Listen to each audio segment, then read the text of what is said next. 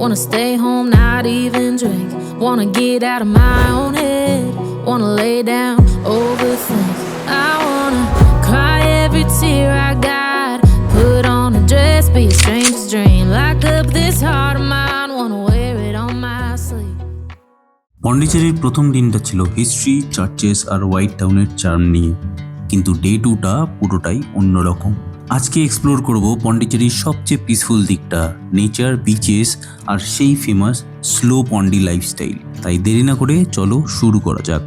আমাদের প্রথম ডেস্টিনেশন অরোভিল। এটা শুধু একটা ট্যুরিস্ট স্পট নয়, এটা আসলে একটা এক্সপেরিমেন্টাল টাউনশিপ, যেখানে পৃথিবীর বিভিন্ন দেশের মানুষ একসাথে থাকেন, কাজ করেন আর সাস্টেনেবল লাইফস্টাইল ফলো করেন। Good morning everyone.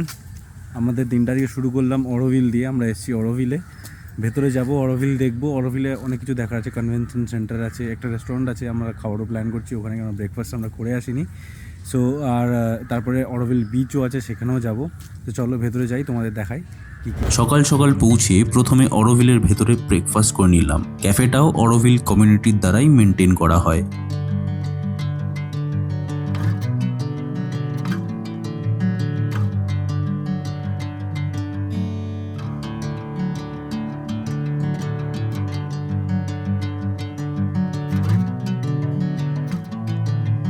ব্রেকফাস্ট শেষ করে ভিজিটার সেন্টার থেকে মন্দিরের ভিউ পয়েন্টের দিকে হাঁটা শুরু করলাম। আমরা অরোভিলের দিকে হেঁটে যাচ্ছি, ওখান থেকে পাস নিয়ে নিয়েছি। তোমাদের একটা পাস কালেক্ট করতে হবে অরোভিলের জন্য। আর এটা 1.5 কিলোমিটার একটা হাঁটা স্ট্রেচ।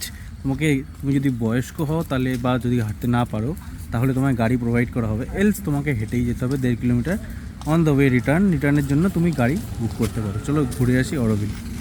সামনে একটা গেট দিয়ে ঢুকে আসার পর এরকম একটা সুন্দর প্ল্যান্টেশন বা ফরেস্ট বলতে পারো, তার মধ্যে দিয়ে হেঁটে তুমি অরোভিলে যাবে, অরোভিলের ডোম দেখতে। আর তার পাশে সুন্দর সুন্দর কতগুলো হাট করা আছে, দেখতেই পাচ্ছ। দারুণ জায়গা, হাঁটতেও খুব পিসফুল জায়গা, হাঁটতেও খুব মজা হবে। খুব ছাওয়া, ঠান্ডা হাওয়া দিচ্ছে, গরম অতটা অনুভবই হবে না। পথটা পুরোটাই গাছগাছালি দিয়ে ঘেরা, পাখির ডাক, হাওয়ার আওয়াজ আর চারদিকের গ্রিনারি। পুরো অ্যাটমসফিয়ারটা এত শান্ত যে কিছুক্ষণের মধ্যেই মনে হবে শহরের সেই কোলাহলটা অনেক দূরে চলে গেছে। আর তারপর আস্তে আস্তে চোখের সামনে দেখা দিল মাতৃমন্দির। গোল্ডেন স্পেয়ারটা দূর থেকে খুব মেসপোনাইজিং লাগে, যদিও ভেতরে ঢোকার কোনো ব্যবস্থা এখনও নেই, কিন্তু ভিউ পয়েন্ট থেকে এটা দেখার এক্সপিরিয়েন্সটাও খুবই স্পেশাল। এতক্ষণে কমপ্লিট হলো আমাদের অরোভিল দর্শন। আমাদের মোটামুটি আমরা ঢুকেছিলাম 11টার সময়, আর বেড়াতে বেড়াতে মোটামুটি 1:30টা বাজে। 2-2.5 ঘন্টা হাতে নিয়ে অরোভিল দেখতে আসো। খুব সুন্দর জায়গা, খুব ভালো লাগবে। যদি পিসফুল জায়গা পছন্দ হয়, Auroville is the best place. Matrimandir দেখে বেরিয়ে চলে আসলাম অরোভিল বিচে। পন্ডিচেরির অন্য বিচের মতো এখানে বেশি কমার্শিয়াল ফিল নেই। আমরা এসেছি এখন অরোভিল বিচে। জাস্ট বিচটা দেখো আর জলের কালারটা দেখো। আমি জাস্ট মোবাইলটা ঘুরিয়ে তোমাদের দেখাচ্ছি। আই এম মিস করা, এই জলের কালারটা এত সুন্দর, জাস্ট হ্যাভ আ লুক। বিচটাও বেশ র আর ন্যাচারাল, ঢেউগুলো বেশ জোরেই আসছে, হাওয়া বেশ ফ্রেশ। তাই সুইমিং করার থেকেও পাড় ধরে হাঁটা আর সমুদ্রের আওয়াজ এনজয় করাই বেশি ভালো লাগে। যারা ক্রাউড কম পছন্দ করো তাদের জন্য এটা ডেফিনেটলি একটা পারফেক্ট স্পট। এত ঘোরাঘুরির পর তো খিদে লাগবেই, তাই লাঞ্চের জন্য আবার ফিরে আসলাম হোয়াইট টাউনে। আজকের লাঞ্চ ডেস্টিনেশন দ্য স্পট। ক্যাফেটা বেশ কোজি আর রিল্যাক্সড, না কোনো লাউড মিউজিক, না কোনো রাশ। এইরকম জায়গায় বসে লাঞ্চ করলে মনে হয় সময়টা একটু আস্তেই চলুক। দুপুরে ঘুরতে ঘুরতে তো খিদে পেয়ে গেছে, তাই দ্য স্পট বলে একটা রেস্টুরেন্ট এসেছি। এটা রক বিচের ঠিক কাছেই।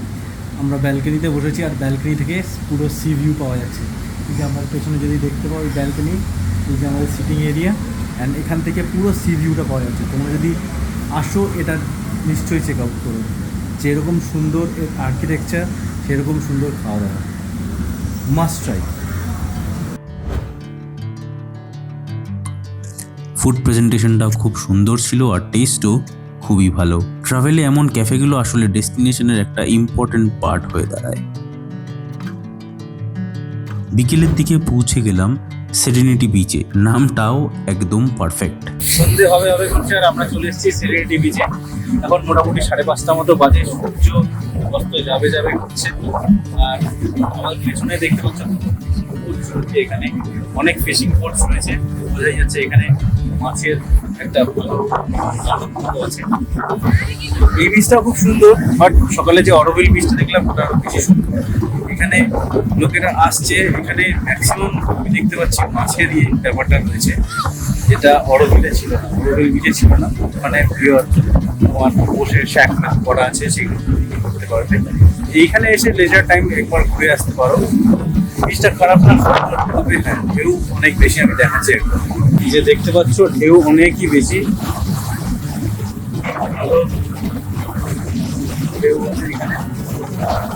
আর এই পাশে যদি দেখো পুরো এখানে এক সারি করে ফিশিং বোট রয়েছে, আর সেই পরিমাণে হাওয়া দিচ্ছে। সন্ধ্যেবেলা যদি আসো সময় কাটানোর জন্য আইডিয়াল জায়গা, বাট হ্যাঁ স্নান করার জন্য আমি বলবো না, কেননা বিচটা আমার দেখে খুব একটা সুবিধার মনে হচ্ছে না স্নান করার মতো। বাট ওই পা চোবানো বা নিচে হাঁটার জন্য ঠিক আছে।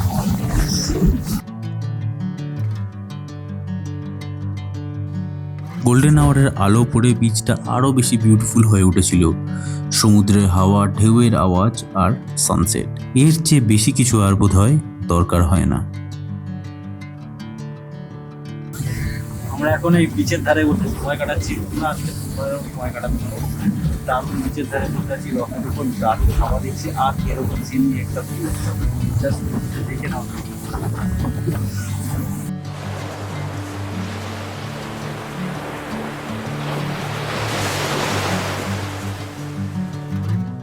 ডে 2 শেষ করার আগে চলে আসলাম পন্ডি মেরিনা বিচের দিকে। লাইট হাউসের কাছে এসে ইভিনিংটা আরও বেশি পিসফুল মনে হলো। লোকজন আস্তে আস্তে ইভিনিং ওয়াক করছে, কেউ বসে গল্প করছে, কেউ শুধু সমুদ্রের দিকে তাকিয়ে আছে। ঘুরতে ঘুরতে এখন সন্ধেবেলা পন্ডি বিচে চলে এসেছি, পন্ডি মারিনা বিচ। বিচটা খুব সুন্দর, আগের আমি তো বলবো সেভেন্টি বিচটার থেকে সুন্দর এই বিচটা। প্লাস এখানে অনেক রকম খাবার দোকান রয়েছে, এখানে পরপর দেখতে পারো তোমরা। সন্ধেবেলা আসলে বেটার বুঝতে পারবে, এখানে অনেক রকম খাবার দোকান আছে। ওই কোনায় একটা হাইফিল টাওয়ার মতো আছে, যেটা আমরা ইকো পার্কেও দেখতে পাই। এই খাবার দোকানগুলো দেখো এখানে রয়েছে।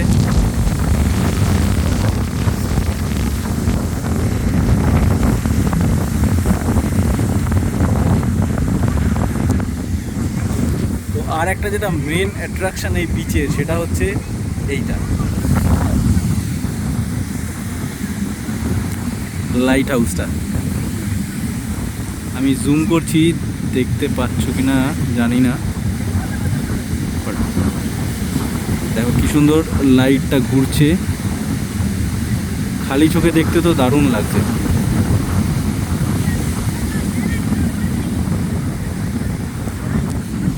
আমি তো বলবো দিনে তো আসোই, দিনে আসতে পারো, কিন্তু আমি বলবো রাতেও একবার এসো। আমি ভেতরটা তোমাদের দেখাবো, ভেতরটা খুব বিউটিফুল, পুরো লাইট দিয়ে ডেকোরেট করা ভেতরটা।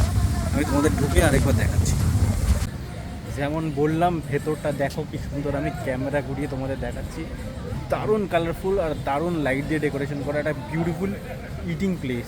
ইটিং খালি না, শপিংয়ের জন্য, খাবার জন্য, আইসক্রিম স্টুডিও, গেমস পার্লার, অনেক কিছু আছে। আমি ঘুরিয়ে একবার দেখাচ্ছি তোমাদের।